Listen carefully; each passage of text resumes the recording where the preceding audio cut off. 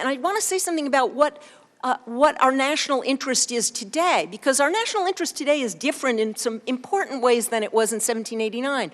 What the framers were worried about was that we would be a weak country and we could be exploited by foreign countries. Now, we're a strong power now, the strongest power in the world. We can still be exploited by foreign countries.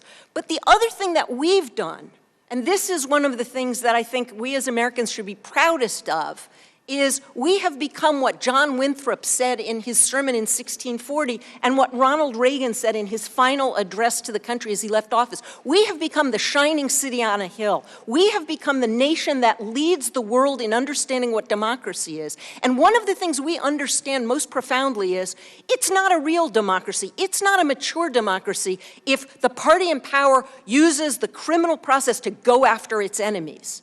And I think you heard testimony, the Intelligence Committee heard testimony about how it isn't just our national interest in protecting our own elections. It's not just our national interest in making sure that the Ukraine remains strong and on the front lines so they fight the Russians there and we don't have to fight them here. But it's also our national interest in promoting democracy worldwide. And if we look hypocritical about this, if we look like we're asking other countries to interfere in our election, if we look like we're asking other countries to engage in criminal investigations of our president's political opponents, then we're not doing our job of promoting our national interest in being that shining city on a hill.